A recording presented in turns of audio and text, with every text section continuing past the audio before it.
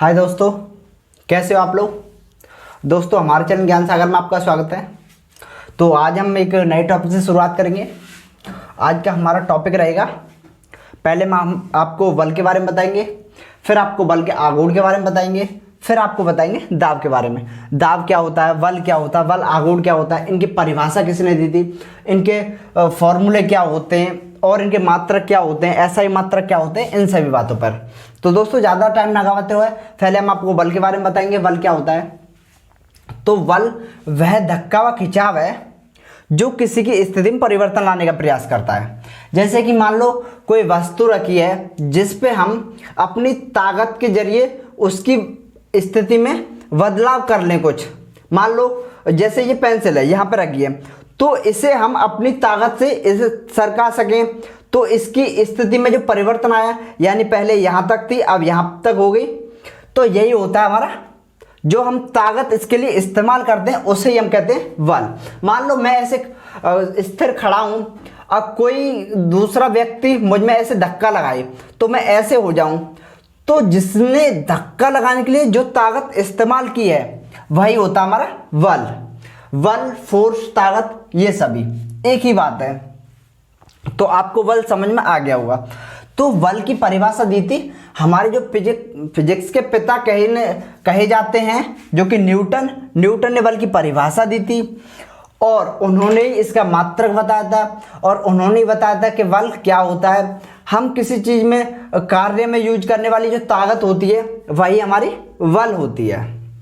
तो जैसा कि मैंने आपको बता दिया, जिसका मात्रक होता है न्यूटन, और ऐसे पूछा जाएगा आपसे कि बल का ऐसा ही मात्रक क्या होता है, दाब का ऐसा ही मात्रक क्या होता है, इस तरीके से पूछा है। हालांकि बल के कई मात्रक होते हैं, डायन भी बल का मात्रक होता है इस तरीके से, लेकिन अक्सर करके पूछा जाता है जो कि ऐसा ही मात्रक।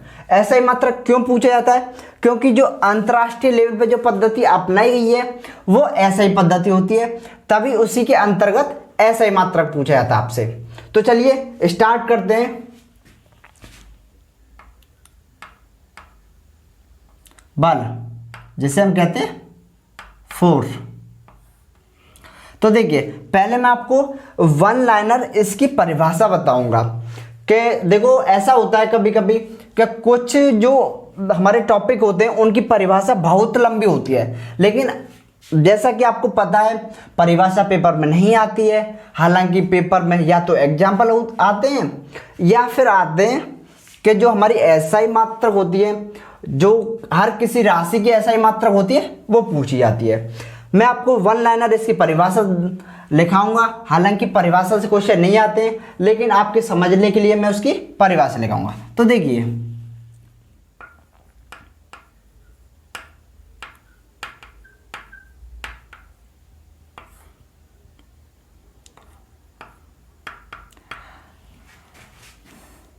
बल वह धक्का या खिंचाव है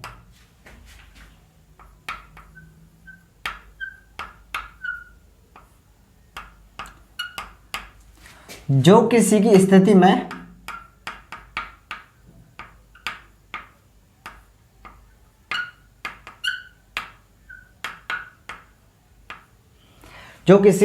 में परिवर्तन लाने का प्रयास करता है।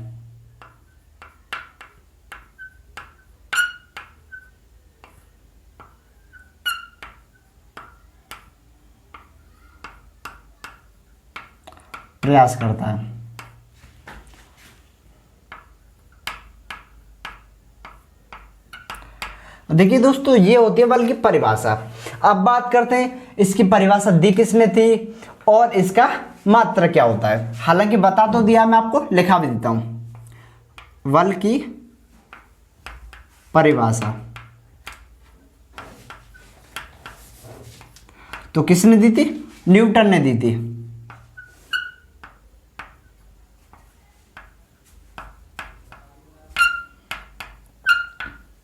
अब मैं आपको बताता हूं कि बल का मात्रक क्या होता है।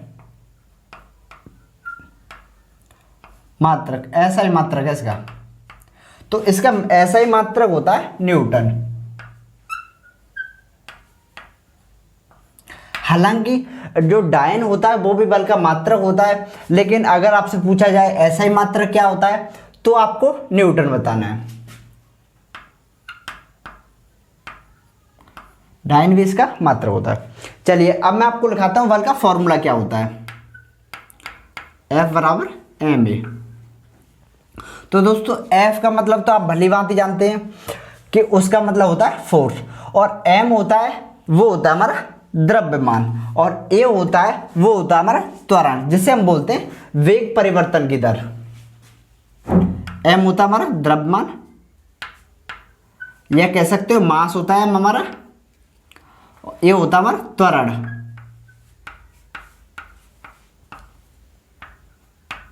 वेग परिवर्तन की दर।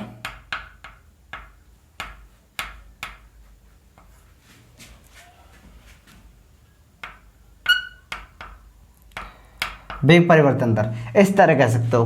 तो दोस्तों आपको बल समझ में आ गया होगा।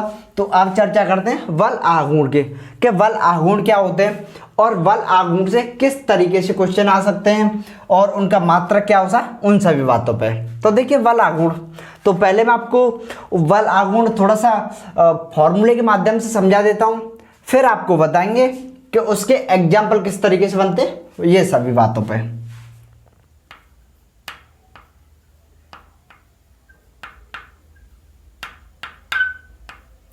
देखिए दोस्तों, इसे हम इस चिन्ह से प्रदर्शित करते हैं, इस चिन्ह से प्रदर्शित करते हैं।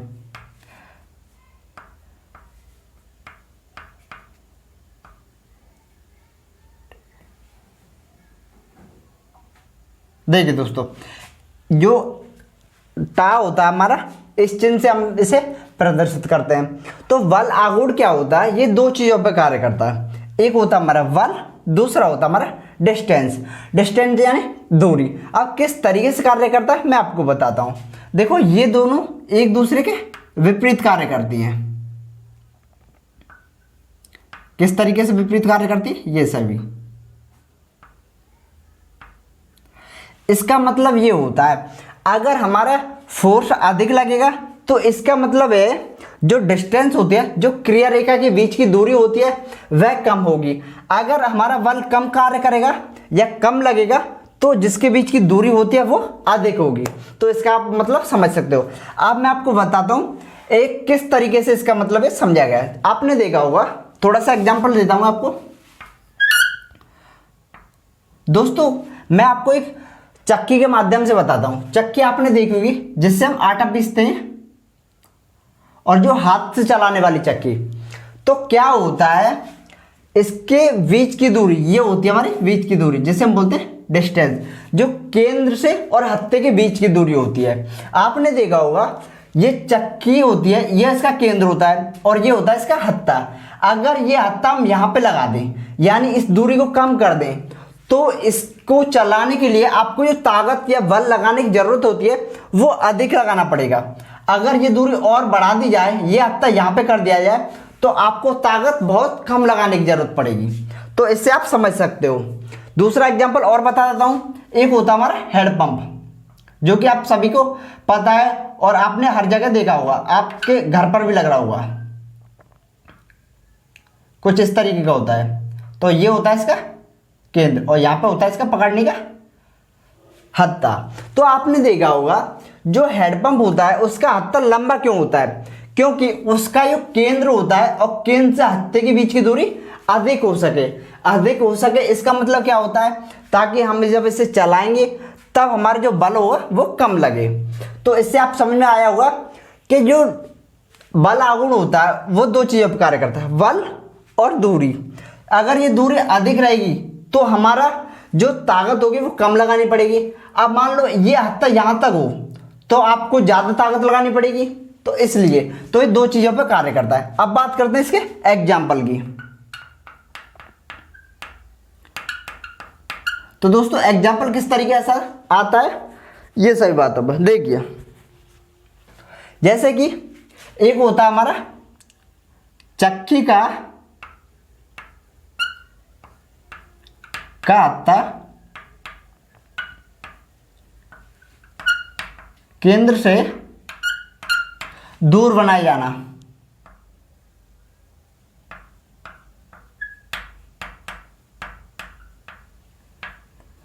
दोस्तों इसी तरीके से पूछा जाता है आपसे कि चक्की का हत्था केंद्र से दूर बनाया जाना, ये किसका एग्जाम्पल है? दाब का, वल आघूर्ण का, वल का, और भी काफी चीजें आपको ऑप्शन में दी जाएंगी, तो आपको बताना है वल आघूर्ण का। दूसरा एग्जाम्पल होता है हमारा कि हैंडपंप का जो हत्था होता है वो बड़ा क्यों बनाते हैं हम उसे? हैंडपंप का हत्था बड़ा बनाया जाना। अच्छा, तीसरा मैं आपको एक और एग्जांपल बताऊंगा। आपने देखा होगा आप के सभी के घर में दरवाजे होते हो, तो दरवाजे का जो हम हत्था पकड़ते हैं, जिस हत्थे के माध्यम से हम दरवाजे को खोलते हैं, वो हत्था देखा होगा आपने, जो आपने देखा होगा जो उसके कुंदे लगे होते हैं। कुंदे का मतलब आप समझ रहे हो? जैसे कि मान लो क्या बोलते हैं उन्हें, जैसे कब्जे। हाँ, जो हमारे कब्जे लगे होते हैं, जो हत्थे की किनारी होती है, इधर साइड पे कब्जे लगे होते हैं और इधर साइड पे हत्था लगा होता है, तो कब्जे से दूर लगे होते हैं वो हत्थे। क्यों लगे होते हैं? ताकि हम उसे खोलें, ये दरवाजे को खोलें, तब हमें कम ताकत लगानी पड़े। अगर आपके कब्जे के बगल में हम दरवाजा लगा दें, यानी हत्था लगा दें, तो आपको खोलने में ज्यादा ताकत लगानी पड़ेगी और आप हो सके उसे खोल भी ना पाए। तो तीसरा एग्जांपल ये है, दरवाजे का हत्था कब्जे से दूर लगाया जाना।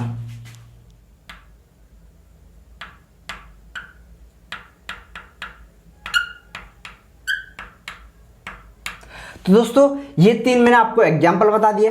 अब बात करते हैं अगले टॉपिक पे। तो आपको ये अच्छे समझ में आ गया होगा कि इसके एग्जाम्पल किस तरीके से बनते हैं और क्या होता है। तो डी होती है हमारी, थोड़ा ये लिखा देता हूं, डी क्या होती है? क्रिया रेखा के बीच की दूरी। क्रिया, जो हमारी क्रिया रेखा होती है, जो हम क्रिया करते हैं उसके जो बीच की दूरी होती है, उसे बोलते हैं डिस्टेंस।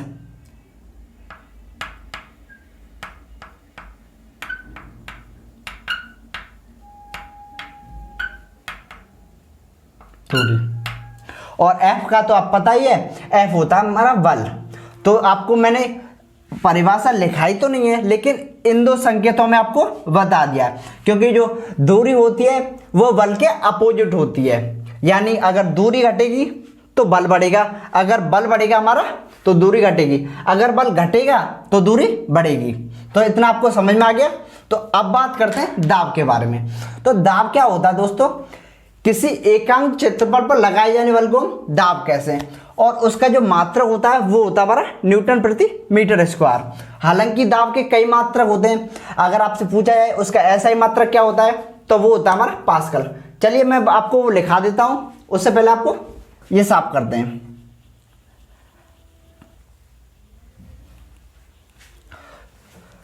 तो दोस्तों जैसा कि मैंने आपको दाब के बारे में बताया था कि किसी एकांक क्षेत्रफल पर लगने वाले बल को हम दाब कहते हैं। अगर आपसे पूछा जाए कि बल का यानी दाब का मात्रक क्या होता है, तो दाब का वैसे अगर ऐसा ही मात्रक पूछा जाए तो पास्कल होता है। अगर आपसे पूछा जाए दाब का मात्रक क्या होता है, तो होता है न्यूटन प्रति मीटर स्क्वायर।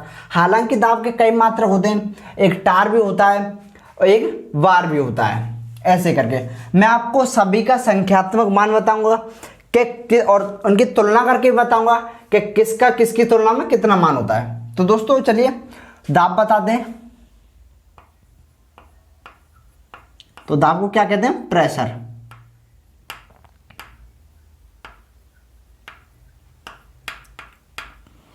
तो पहले हम आपको इसकी परिभाषा लिखाते हैं।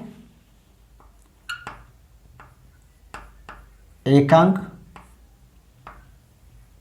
क्षेत्रफल पर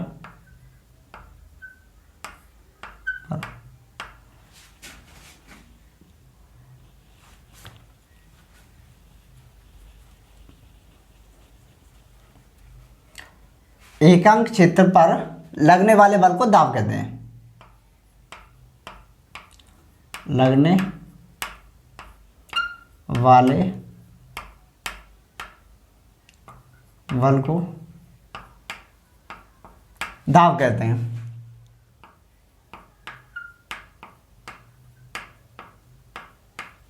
तो देखिए दोस्तों, अब हम आपको बताते हैं, पहले हम बताते हैं इसका फॉर्मूला क्या होता है। इसका फॉर्मूला होता है P बराबर F/A। तो F होता है हमारा वल और जो A होता है वो होता है हमारा एरिया। किस तरीके से होता है ये सब बताएंगे। पहले हम आपको बताते हैं ये दोनों एक दूसरे के समानुपाती होते हैं, यानी कि अगर हमारा वल बढ़ेगा, या तो दो चीज़ों पर कार्य करता है, एक होता है हमारा वल, दूसरा होता है एरिया। अगर वल बढ़ेगा हमारा तो एरिया भी बढ़ेगा ही, अगर वल कम लगेगा तो एरिया भी हमारा कम होगा। किस तरीके से कम होगा ये से बात करते हैं। तो एक थोड़े से एग्जाम्पल के साथ मैं आपको बताऊंगा किस तरीके से। देखिए, थोड़ी सी पेंसिल ले लेते हैं, चलो पेंसिल तो नहीं मिली, पेन ले लेते हैं। देखिए, ये होता है हमारा पेन। तो इसके आप जो इसकी चोंच होती है उसका एरिया देखिए, उसका एरिया कम होगा, तो इसका एरिया कम होगा तो हमारा जो वल है वो भी हमारा कम लगेगा। किस तरीके से कम लगेगा, देखिए मान लो ये हम किसी चीज़ में चुभाते हैं, तो ऐसे करके हम इधर से दाब लगाते हैं, लगा रहे हैं दाब, यानी जो बल लगा रहे हैं, तो बल हमारा कम लगेगा तो एरिया भी कम है। अब मान लो इधर साइड से घुमाते हैं ऐसे करके, तो इधर साइड आप देखो एरिया अधिक है, इसकी तुलना में एरिया अधिक है। मान लो इस तरह ये ए प्लस है, तो अब हम इस चीज़ को किसी चीज़ में चुभाएं तो हमें चुभेगा तो जरूर, लेकिन हमें ताकत बहुत अधिक लगानी पड़ेगी। तो क्या समझ में आया आपको कि अगर इसका एरिया अधिक है तो बल भी अधिक लगेगा, अगर इसका एरिया कम है, यानी एरिया इसका कम है, इसके साइड का जो चोंच का एरिया कम है, तो हमारा बल भी कम लगेगा। अब दूसरा एग्जांपल आपको बताता हूँ, जो हमारा गुब्बारा होता है, गुब्बारा हवा वाला गुब्बारा होता है, तो उसे आप ऐसे उंगली से या नाखून से फोड़ना, तो वो एक जो हमारी लोहे की सुई होती है उसकी अपेक्षा बहुत, एक तो ज़्यादा ताकत लगानी पड़ेगी और आपको और थोड़े टाइम में फूटेगा, लेकिन सुई से बहुत ही जल्दी फूट जाएगा। तो चलिए लिखा देते हैं। तो F क्या होता है हमारा वल, और A होता हमारा क्षेत्रफल। तो ये सब आपको समझ में आया होगा। चलिए देखते हैं। तो ये सब आपको समझ में आया कि अगर हमारा एरिया कम है तो हमें ताकत कम लगानी पड़ेगी, एरिया अधिक है तो ताकत अधिक लगानी पड़ेगी। तो ये सब समझ में आया। तो अब मैं आपको लिखाता हूँ इसका एग्जाम्पल। उससे पहले मैं आपको इसका मात्रक लिखा देता हूं। देखिए मात्रक, तो दोस्तों इसका मात्रक है न्यूटन प्रति मीटर स्क्वायर। अब बात करते हैं अन्य मार्क, जो हमारे अन्य मात्रक होते हैं उनके बारे में। तो इसका जो वार होता है हमारा पास्कल होता है, और एक होता हमारा टार। तो ये सभी इसके अन्य मात्रक होते हैं। अगर आपसे पूछा जाए कि जो दाब होता है हमारा उसका एसआई मात्रक क्या होता है, तो उसका एसआई मात्रक होता है हमारा पास्कल। दाब का एसआई मात्रक तो क्या होता है वो हमारा पास्कल, जो कि मैंने आपको लिखा दिया। दोस्तों थोड़ा सा मैं आपको पहले इसका जो बता देता हूं कि जो हमारा दाब का मान कितना होता है और पास्कल और इसके मात्रक का मान कितना होता है। देखिए तो जो हमारा एक वार होता है,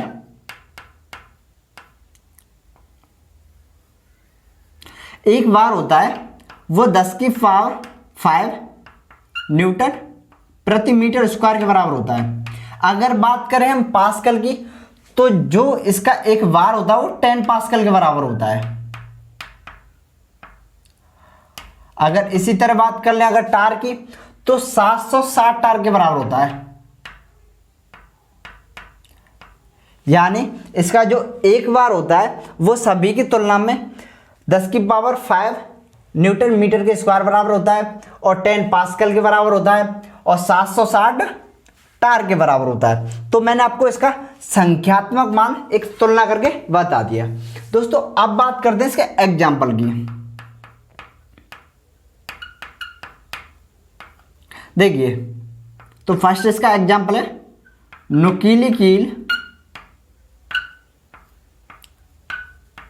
जो नुकीली कील होती है दीवार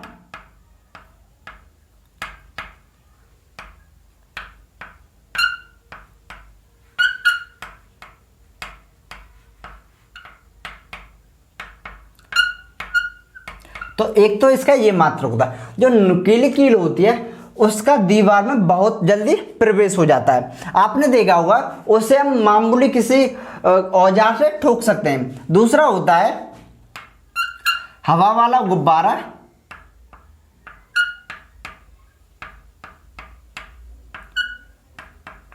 गुब्बारा, नाखून व उंगली की अपेक्षा सुई से जल्दी फूट जाना।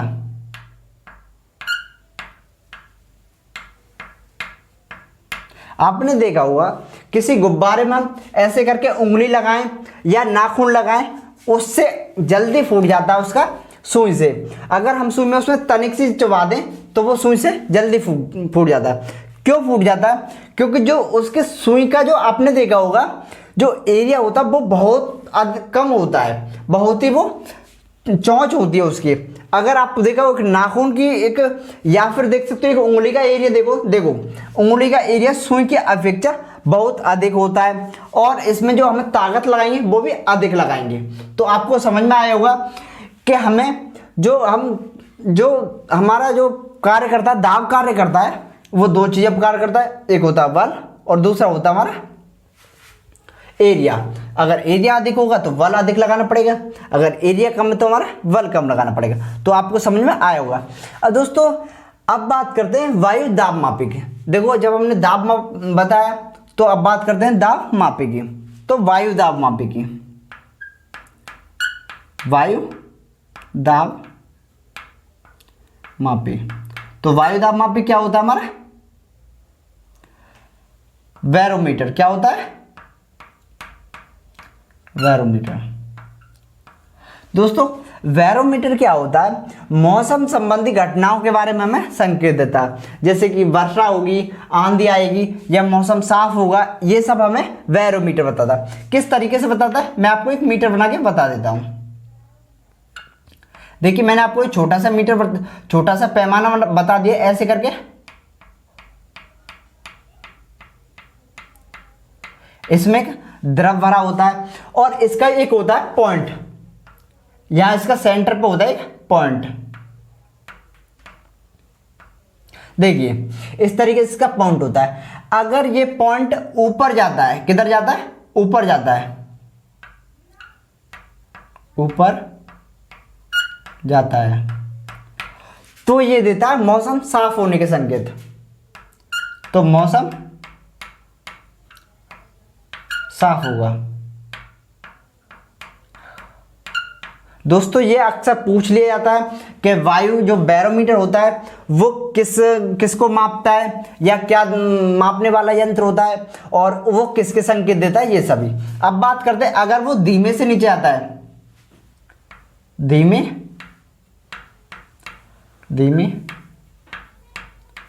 नीचे आता है, तो दोस्तों तो होगी हमारी वर्षा। तो होती है हमारी वर्षा। अगर आपसे एक तरीके से और पूछ लिया जाएगा, अगर ये अचानक से नीचे चले जाए, अचानक से नीचे या तेजी से नीचे जाए, तब ये दो संकेत देता है, एक होता है आंधी और एक होता है तूफान। तेजी से नीचे जाने पर